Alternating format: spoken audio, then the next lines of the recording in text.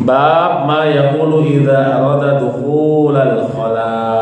Bab yang apa-apa kita ucapkan idza arada, kalau pengen masuk.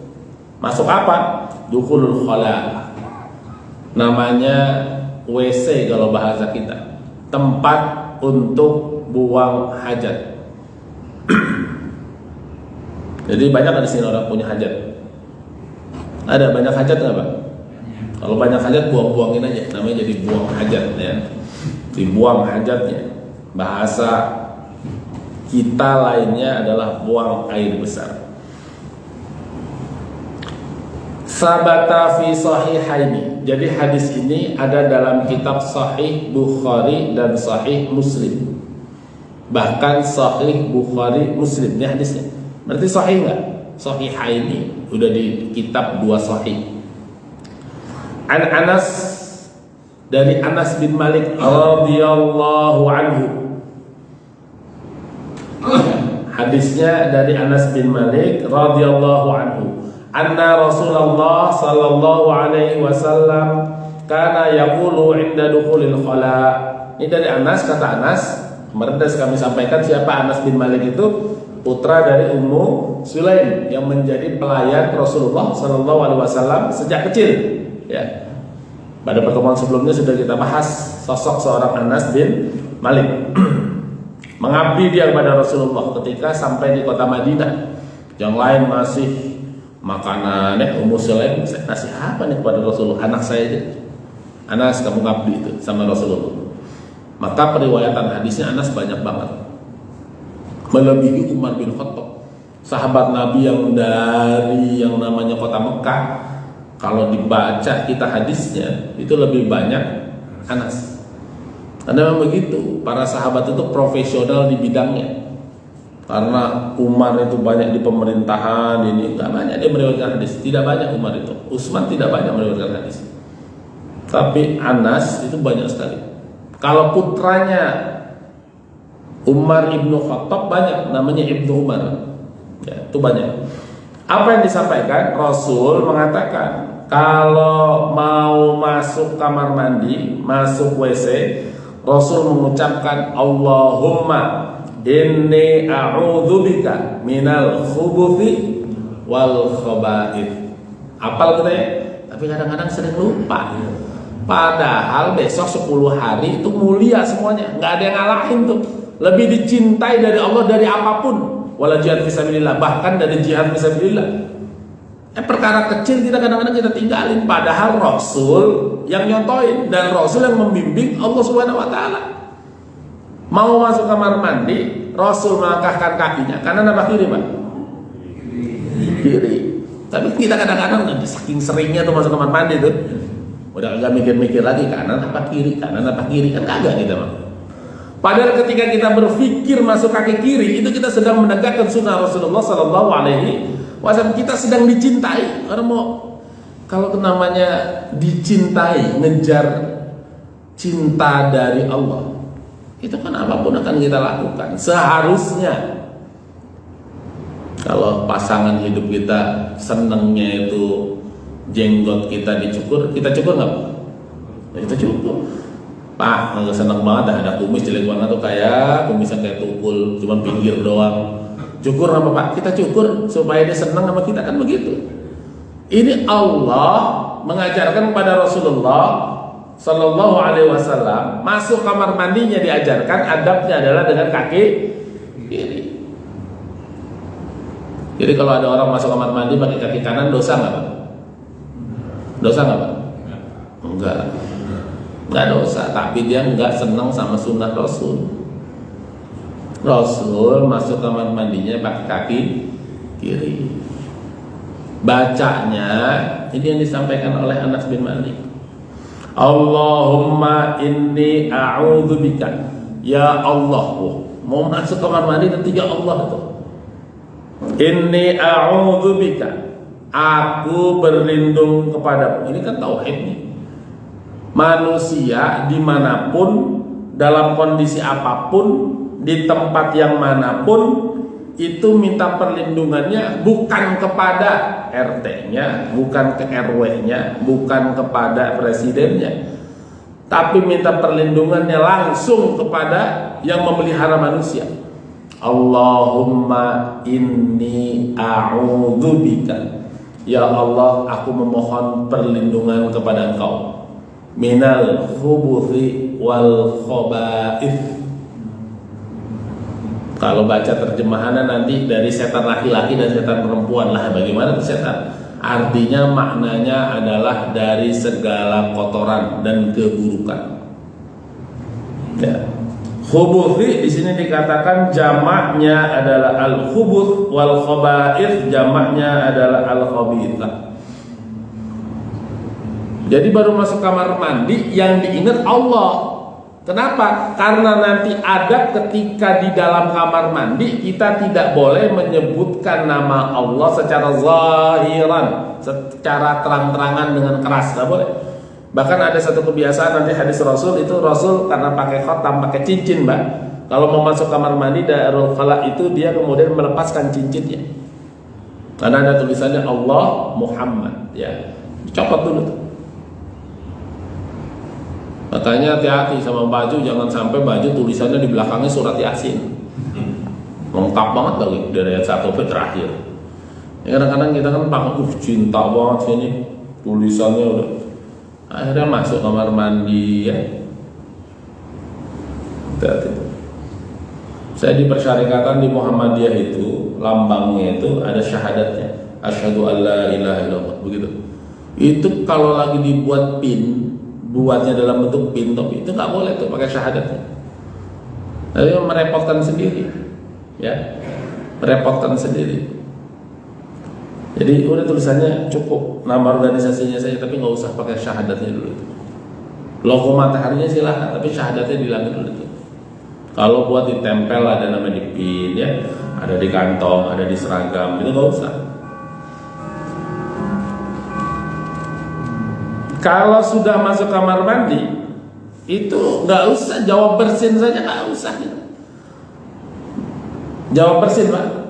Padahal idza atosha, kalau salah seorang di antara kalian itu bersin, mengucapkan apa?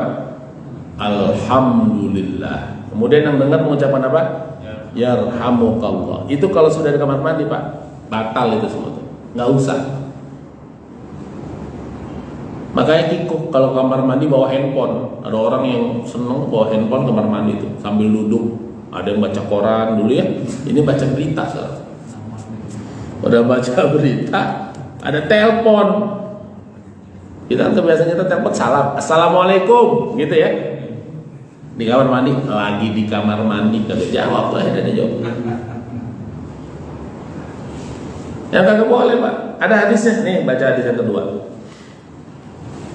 Ya, jadi masuk kamar mandi baca itu.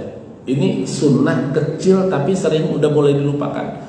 Masuk kaki kiri membaca doa, apa yang dibaca yaitu isti'adzah, minta perlindungan dari Allah dari segala keburukan dan penyakit dari itu. Yuqalu wa rawaina fi ghairi sahihaini, diriwayatkan ya di luar kitab sahih itu diucapkan dengan kalimat Bismillahi Allahumma inni a'udzubika minal khubuthi wal khaba'ith. Ya. Ada riwayat lain walaupun di sini dikatakan adalah isnaduhu laisa bil qawi, artinya adalah dhaif, itu diawali dengan kalimat bismillah dulu. Bismillah Allahumma inni a'udzubika minal khubuthi wal khaba'ith. Tapi hadis yang sahih dari sahihaini, dari sahih Muslim, Bukhari Muslim adalah langsung tadi. Boleh jadi kita baca bismillah? Boleh, karena semua amalan boleh diucapkan bismillah. Tapi bagian doanya dimulai dari Allahumma inni a'udzubika minal khubuthi wal khaba'ith. Jelas nih, Pak ya?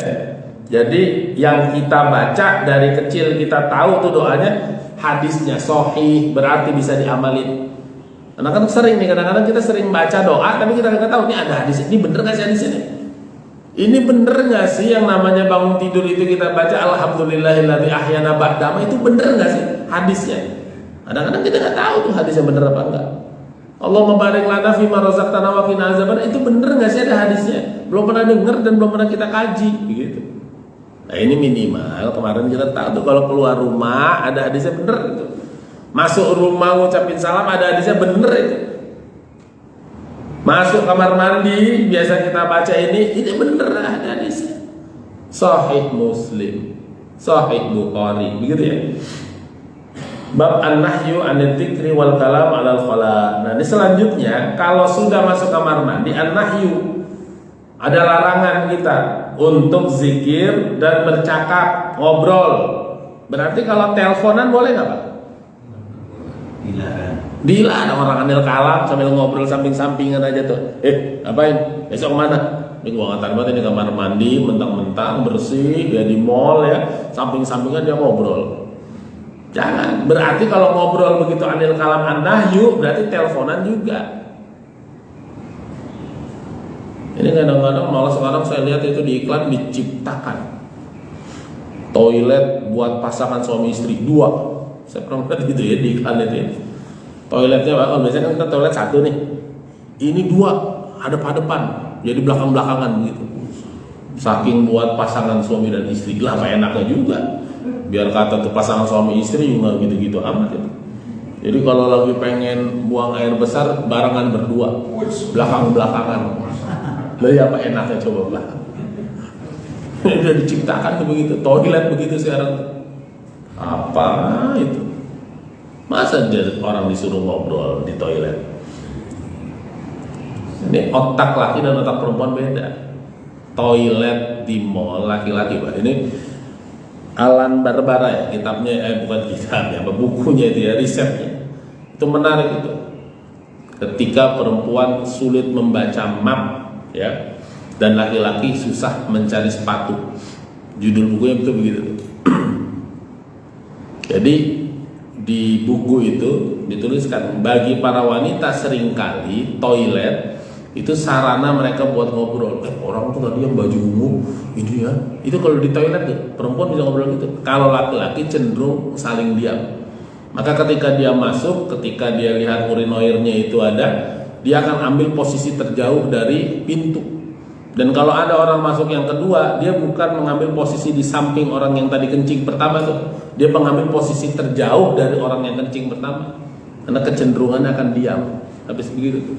Dan itu yang benar. Ketika di khala, di toilet itu dilarang dari bercakap-cakap.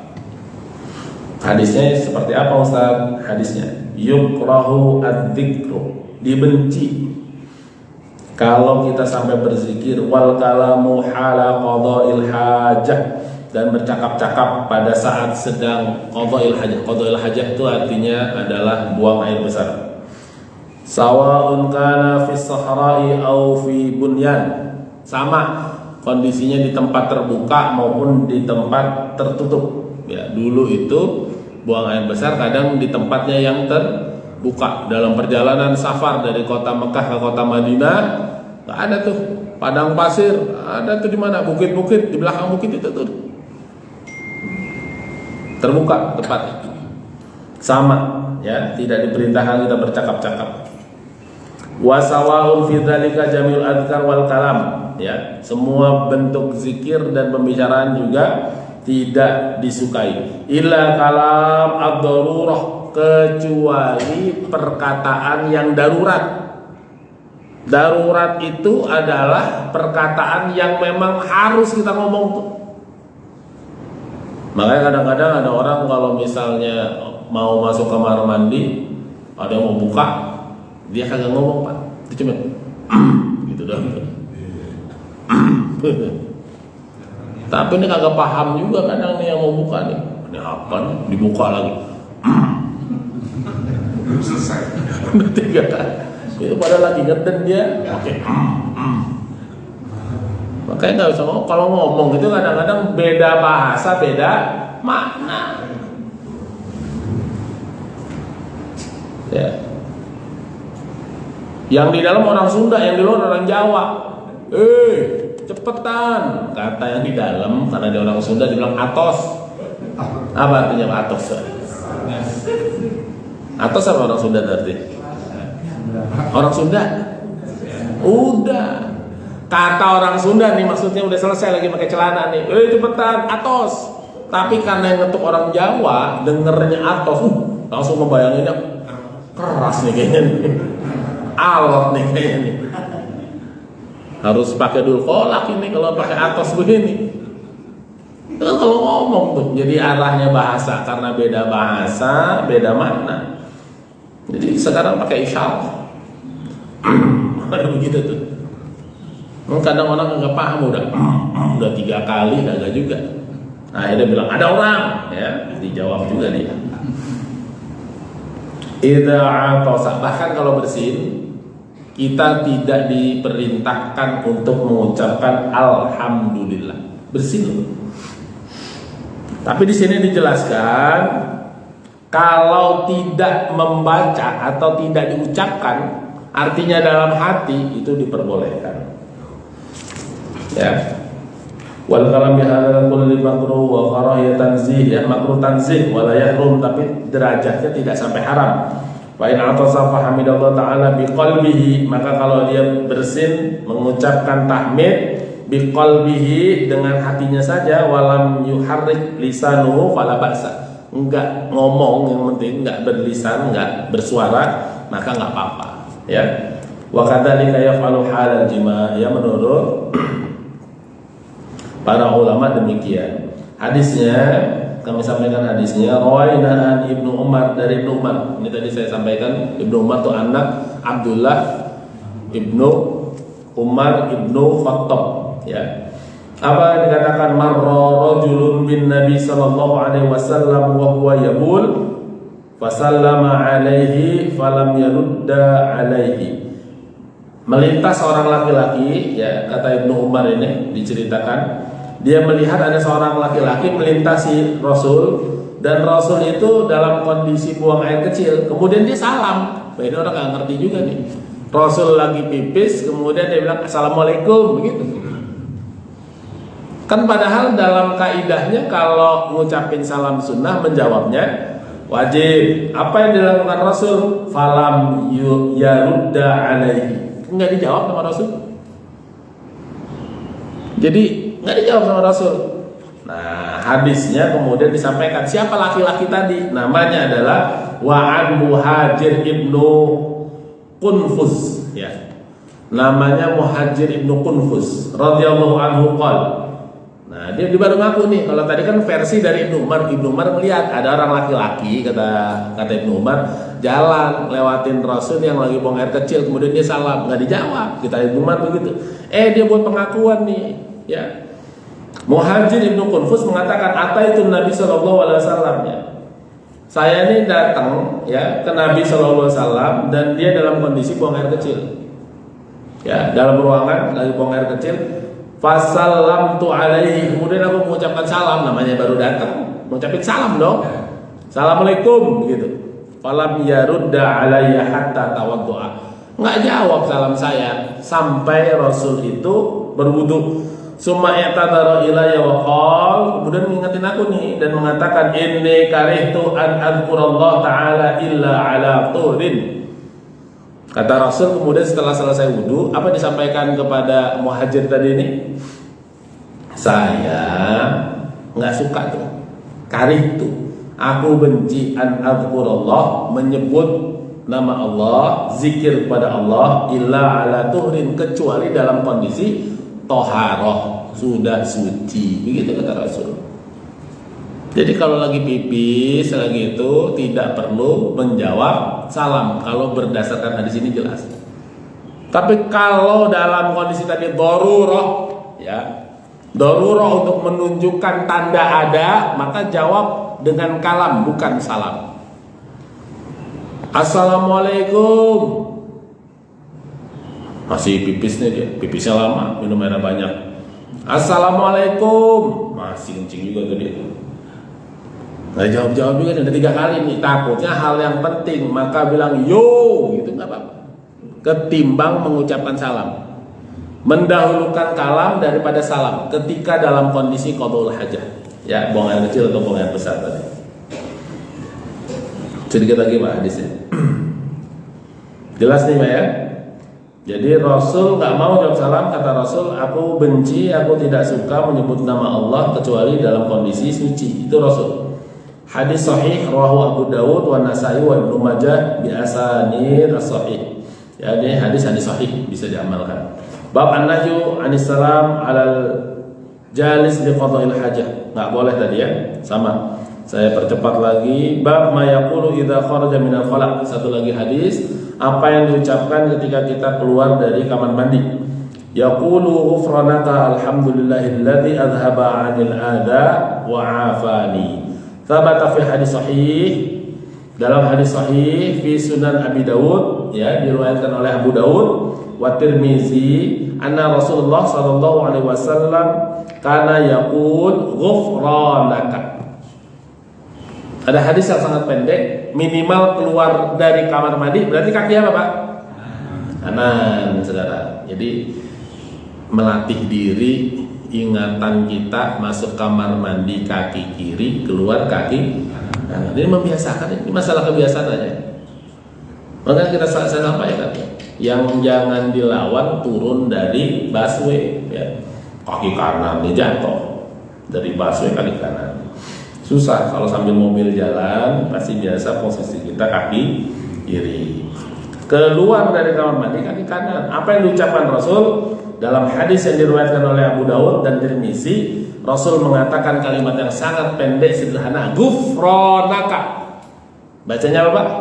Ghufranaka. Udah. Mohon ampunan kepada Allah. Enak banget, mau masuk kamar mandi minta perlindungan kepada Allah, selesai, udah lega, ghufranaka. Sekurang-kurangnya itu. Mustahab yang lebih disukai lagi dilanjutkan dengan kalimat ghufranaka alhamdulillahilladzi, segala puji bagi Allah, ya, adhaba anni, yang telah menghilangkan dari aku al-adha, segala macam rasa penyakit, wa afani, dan menyehatkan aku. Begitu.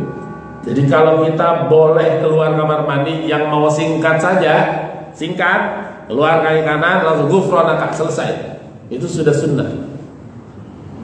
Ya. Mustahab lebih disukai lagi berdasarkan hadis yang diriwayatkan oleh Ruwaina an Ibnu Umar radhiyallahu anhuma, dari Ibnu Umar, karena Rasulullah sallallahu alaihi wasallam idza kharaja minal khala qala, kalau keluar maka kemudian mengucapkan alhamdulillahilladzi adhaba anni anil adha wa afani. Itu yang diucapkan oleh Rasulullah sallallahu alaihi wasallam. Jadi kalau kita keluar kamar mandi sekurang-kurangnya ucapkan ghufranaka. Kalau mau lebih sempurna maka tambahkan dengan alhamdulillahilladzi anil adza wa afani, ya. Jadi kita selalu mengingat Allah dalam kondisi masuk kamar mandi, bahkan keluar dari kamar mandi. Begitulah tuntunan seorang muslim. Rasul sebagai teladan kita, kata Rasulullah, dalam Allah Subhanahu wa taala berfirman dalam surat Ali Imran, kalau pengen, ya, dicintai oleh Allah dan Rasulnya, fattabi'uni, maka ikutilah aku, ikuti Rasul. Dan sebaik-baiknya contoh adalah contoh dari Rasulullah. Oleh karena itu ada teladan sederhana, amalkan menjadi penguat kita menjelang 10 hari kemuliaan kita ini di bulan Zulhijjah. Hal sederhana yaitu masuk kamar mandi, keluar kamar mandi. Amalannya adalah bukan amalan dari contoh orang hebat, tapi orang yang paling hebat, yaitu Rasulullah Sallallahu Alaihi Wasallam. Masuknya kaki kiri, keluarnya kaki kanan, membaca doa dengan apa yang dituntunkan oleh Rasulullah Sallallahu Alaihi Wasallam. Ada yang mau disampaikan, ditanyakan pada majelis yang mulia ini, kami persilahkan pada jamaah sekalian kalau ada yang mau disampaikan ataupun ditanyakan. Ada Ustaz. Oh iya, silakan Ibu. Ya, Assalamualaikum warahmatullahi wabarakatuh. Biasa kan kita di kamar mandi, tapi apa namanya itu kita dari dalam kamar mandi, jadi ada jatuh tuh apa kucing di atas apa, jadi kita astagfirullahaladzim, Allah Akbar, itu bisa nggak tepat? Kaget gitu ya, apa namanya itu astagfirullahaladzim. Kadang Baik. Baik, terima kasih. Ada lagi Bu? Itu ya? Yang pertama kucingnya nih memang kucing garong katanya. Masuk kamar mandi ya, galak banget kucing itu. Oh, kayu. Ya. Jadi segala sesuatu yang refleks tadi Bu, itu kan refleks ya. Tidak kita sengaja karena kebiasaan baik kita, maka itu ma'fu anhu, itu nggak masalah. Bahkan tadi saya sampaikan, kalaupun ada orang menjawab salam, itu derajatnya bukan jadi dosa, bukan dosa. Tapi makruh tanzih, artinya nggak disukai. Karena Rasul menyampaikan, aku nggak senang tuh yang namanya jawab atau menyebut nama Allah kecuali aku dalam kondisi suci, kan begitu. Jadi kalau tadi Ibu sampaikan misalnya ada sesuatu yang mengagetkan kita ya, entahkah kita terpleset ya, terus ataukah kita kemudian melihat sesuatu ya, misalnya ada hewan atau kayu dan lain sebagainya, atau dengar sesuatu yang agak keras dari luar, kemudian dia mengucapkan asma Allah, boleh. Tapi ini bolehnya bukan perintah, itu karena refleks kita kan begitu. Astagfirullah kan begitu. Cuma kadang-kadang refleks orang Indonesia tidak sesuai dengan kondisi. Contoh, ada orang ketemu sama temennya yang udah lama 10 tahun gak ketemu, dia bacanya apa? Astagfirullah. Coba bayangkan. Ya Allah, astagfirullahaladzim, kemana aja ketemu temennya astagfirullah. Salah apa dia? Salah apa kita? Harusnya apa? Alhamdulillah, ini astagfirullah. Itu yang maksud saya, kadang-kadang refleks kita itu kurang sesuai maknanya. Ya, teman-teman lama, ya Allah, astagfirullahaladzim, dari mana aja astagfirullahaladzim. Kelihatannya jadi kayaknya Islam banget itu ya. Tapi astagfirullahaladzim, kata temen yang mau ketemu nih, mau berpelukan, kok istighfar nih ketemu saya. Ya, jadi bagus nggak? Bagus istighfar, tapi kurang pas. Itu kalau istighfar, kalau biasa latahnya atau refleksnya innalillah lebih bahaya lagi. Artinya mah bener, semua milik Allah. Teman-teman lama, ya Allah innalillahi rajiun, dari mana innalillahi, pasti dia tersinggung.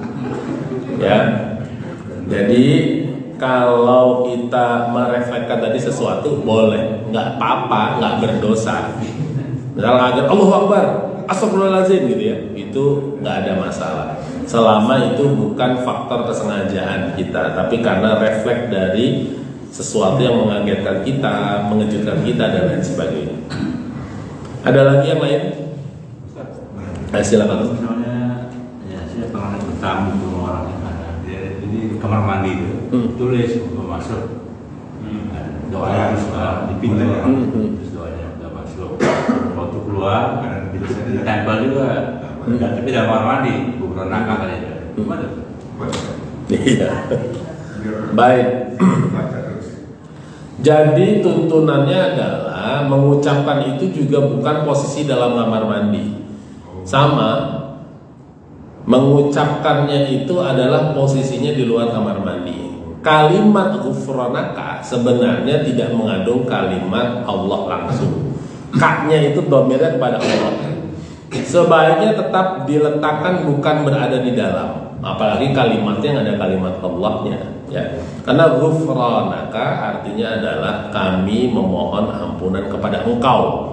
Engkau itu siapa maksudnya? Allah Subhanahu wa ta'ala. Maksudnya baik tadi, betul yang disampaikan oleh Ustaz. Ada orang mau masuk kamar mandi, tulis, nah kemudian di pintu keluarnya tapi di bagian dalam, akhirnya di dalam kamar mandi. Sebaiknya bukan pada bagian dalam kamar mandi dia meletakkannya, supaya terlihat mana ya ketika keluar pintu. Sama seperti ketika kita ngambil wudhu, doanya itu bukan ketika selesai dari ngambil wudhunya, masih di kamar mandi Pak, kecuali itu midoah. Midoah itu adalah tempat wudhu, dipisah ya Pak ya. Jadi kalau kita melihat masjid yang bagus itu memang midoah itu dipisah, makanya dia boleh langsung doa di situ. Midoah itu artinya tempat mengambil wudhu. Kalau kita di Masjid Nabawi misalnya, itu kan di atas hanya untuk ambil wudhu, nggak buat kencing, nggak buat buang air besar, maka dia boleh langsung tuh, karena dia bukan tempat kotoran begitu, langsung dia doa. Tapi kalau kita kondisinya, mohon maaf nih, kamar mandi kita kadang-kadang toiletnya di situ gitu ya, wudhunya dia di situ, maka dia keluar dulu dari kamar mandi, baru dia menghadap kiblat, kemudian dia bersyahadat. Kan begitu kan? Ketika setelah selesai ambil wudhu, dia mengucapkan syahadat asyhadu an la ilaha illallah wahdahu la syarikalah wa asyhadu anna muhammadan abduhu wa rasuluh. Jadi yang disampaikan Ustaz tadi, mana yang lebih baik diletakkan adalah pada saat di luar kamar mandi diletakkan tulisan, atau ketika masuk langsung dikasih tulisannya doa masuk dan doa keluar, biasanya untuk pembelajaran, memang kebiasaan. Nah, pembiasaan ini yang sifatnya masuk dan keluar saja tadi. Kalau di kamar tidur jangan ditulis tuh doa-doa yang lain tadi tuh. Ya. Kamar tidur akhirnya anaknya umur 9 tahun hafal tuh doanya. Wah, ini apa nih? Kok ada jadi bisyaiton ini kalimatnya? Nah, itu nggak usah ditulis kalau itu. Dihafalkan dalam hati saja sama bapak-bapak itu ya. Ada lagi pertanyaan yang lain? Wallahu a'lam bishawab. Begitu Ustaz ya? Ada pertanyaan lain? Tidak ada. Tadi ada pengumuman ngeteh dan ngopi ya. Jadi kita kumpul sambil ngeteh dan ngopi. Biasanya juga ada makanan-makanan ringan sih enggak benar ya, tradisional. Tradisional ya. Apalagi kalau ada mendoan itu ya. Masya Allah, indah banget itu. Baik. Bapak dan Ibu yang dirahmati Allah, sekali lagi kami wasiat untuk diri pribadi jamaah sekalian, 10 hari muliakan dengan sebaik-baiknya. Itu hari yang amat baik untuk kita beramal salih, tingkatkan sedekahnya, baca Qur'annya dan lain sebagainya, agar kita mendapat kemuliaan dan bertambah nilai ketakwaan kita di sisi Allah Subhanahu wa taala. Mari kita akhiri dengan melafazkan alhamdulillahirabbil alamin. Aqulu qouli hadza astaghfiru li wa lakum wa lisairil muslimin wal muslimat fastaghfiruhu innahu wal ghafurur rahim. Assalamualaikum warahmatullahi wabarakatuh.